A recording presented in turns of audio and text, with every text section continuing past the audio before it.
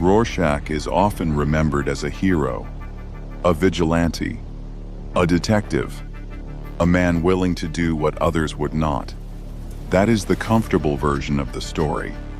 The truth is uglier. Rorschach was not a hero.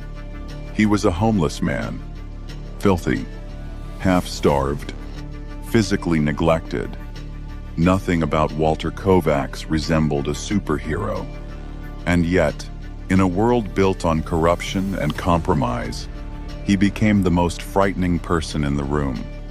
Not because he was the strongest, not because he was the smartest, because he refused to bend. Most people survive by making peace with contradiction. Rorschach survived by declaring war on it. That is why people misunderstand him. They imagine a masked detective, a dark avenger.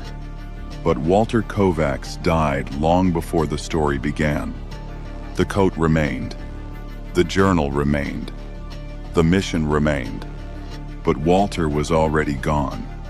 The man walking through New York was something colder, something simpler, something more dangerous. He did not see the mask as a disguise. Most heroes wear masks to hide who they are. Rorschach wore a face. Walter Kovacs was the disguise. Rorschach was the real person. His childhood was not merely abusive. It was corrosive. His mother was a prostitute. The apartment was filled with violence, humiliation, and instability. The world taught him early that vulnerability was punishment. So he replaced it with judgment, with certainty. With Rorschach, the mask itself tells the story. The fabric came from a dress ordered by Kitty Genovese. She never received it because she was murdered, and people reportedly watched and did nothing. For Walter Kovacs, that was proof. Proof that society was rotten. Proof that people would always choose comfort over responsibility. Years later, he turned that fabric into a mask. People think the mask represents mystery. It doesn't. It represents a verdict. The moment Walter Kovacs stopped believing in people, by the time the mask exists, he is no longer searching for answers. He believes he has already found them. Human beings are selfish, cowardly, corruptible. The world is broken, and someone must stand apart from it. Someone must refuse compromise. Rorschach, not a man wearing a mask wearing the remains of a man. Rorschach survived because he expected the worst. Most people move through the world assuming some level of safety, some level of fairness, some level of cooperation. Rorschach assumed the opposite. Every alley was a trap. Every stranger, a threat. Every conversation, a deception. His worldview was not merely pessimistic. It was tactical. The city was not New York. It was a hunting ground, a battlefield hidden beneath ordinary life. And Rorschach moved through it accordingly. He had no fortune, no advanced technology, no superhuman abilities. He compensated with something far more disturbing: preparation, improvisation, and pain tolerance. He is beaten, cut, thrown through walls, dragged through situations that would send normal people to hospitals. And he keeps moving, not because he is physically superior, because he stopped caring about the difference between pain and purpose. Pain became information. A broken finger meant adaptation. A fractured rib meant adjustment. A concussion meant continue. Most people experience pain as a warning. Rorschach experienced it as confirmation. Proof that the mission still existed. Proof that reality had not yet broken him. There is nothing elegant about the way he fights. No code. No heroic discipline. only survival. Anything becomes a weapon. A bottle, a chair, a chain. He does not fight fair. Fairness belongs to a world he stopped believing in long ago. Every confrontation is reduced to a single question. Do I survive? Or do you? And Rorschach never hesitates. Most people have internal brakes. Doubt, empathy, moral friction. Rorschach removed those brakes years ago. The result was a man capable of terrifying certainty. That certainty had to be maintained. Which brings us to the journal. The journal is Rorschach's system of order, a place where reality can be reduced to categories: good, evil, innocent, guilty. Because Rorschach cannot tolerate ambiguity. Gray areas feel unbearable. Compromise feels like corruption. Nuance feels like surrender. And that is where he becomes truly frightening. Because every human society depends on compromise. Rorschach rejects the mechanism entirely. To him, morality is not a negotiation. It is a law.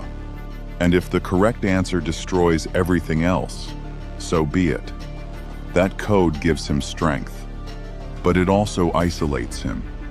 The more rigid it becomes, the less human he becomes. Because humanity exists in contradiction. Rorschach wants a world of black and white. The problem is that such a world has never existed. But the most disturbing part of Rorschach's story is not his violence, not his paranoia, not even his obsession. It is the fact that Walter Kovacs eventually ceased to exist. Not physically, psychologically. Most people wear masks. Rorschach wore a person. Walter Kovacs became a costume.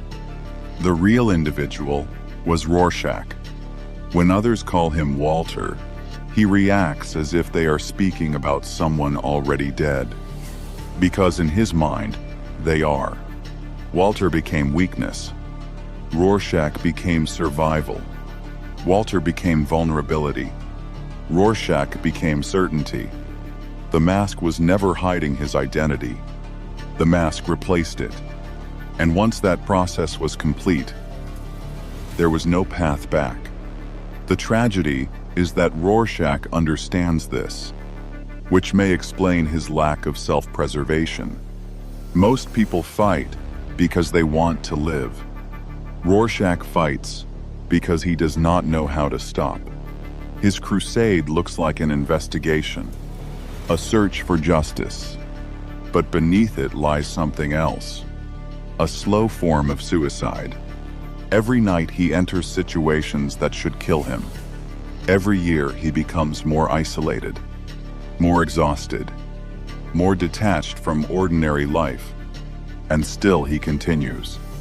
Because peace would destroy him faster than violence ever could. Peace requires compromise. Peace requires coexistence. Rorschach is incapable of both. His identity depends upon conflict. Without corruption to expose, who is he? Without criminals to punish, who is he?